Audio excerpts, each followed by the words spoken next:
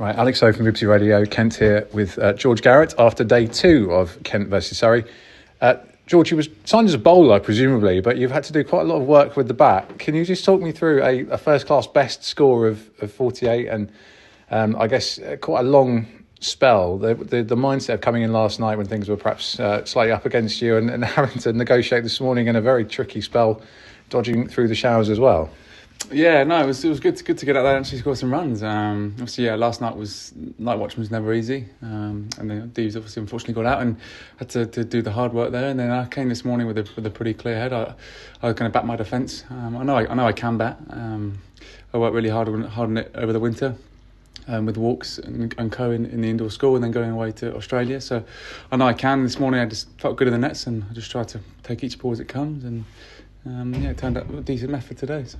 Yeah, it looked like hard work as well because the technique was there at shots. People were, I think, pleasantly surprised because they didn't know what to expect. Yeah. And so there's a lot of talk about Kent's tail being quite a long one, but it very much proved that wasn't the case today. Yeah, well, funny enough, I was told by Lorne scorer that down in the handbook I'm down as a right-hander, so that's not a great sign in terms of my reflection of my batting originally, but nice to kind of prove everyone today that I'm a left-hander.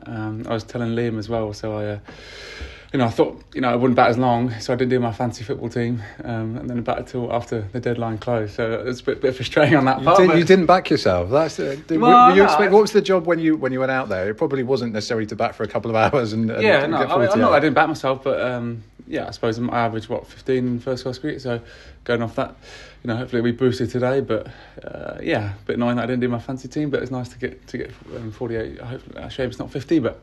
I'm surprised folks caught that. He showed how good he is. I mean, normally I was thinking that's tickled down for down leg side, but well. Yeah, indeed, yeah, he was on form today. I guess in terms of numbers, 244 on the board. What was the thinking about that total? Did it feel below par? What was the thoughts when you were put in the first place? Yeah, I think probably we've left a few runs out there. It's going to be a hard graft tomorrow, for sure, but we just got to come back in the morning and make it as difficult as we can for Surrey. I think there's still enough in the wicket when you stick in for long periods of time. We just got to do that. Obviously, Surrey, they showed their class today. The two proper good batsmen in Sibley and Burns that have played, test matches, and we need to kind of up our level and up our game to be able to combat them. But yeah. You got the breakthrough in the end. It felt like people wondering if it's ever going to come 147 runs. It was obviously a very important breakthrough. And I guess what's the game plan for tomorrow? Because the weather looks set fair, and I guess from a Kent perspective, you won't want the game getting away from you too far. No, yeah, I think we just got to try and make it as dry as we possibly can. Make really squeeze their boundary options, and try and take wickets at regular intervals. I think it's shown.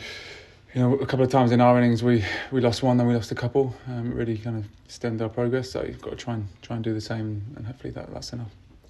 Excellent, that's good for me.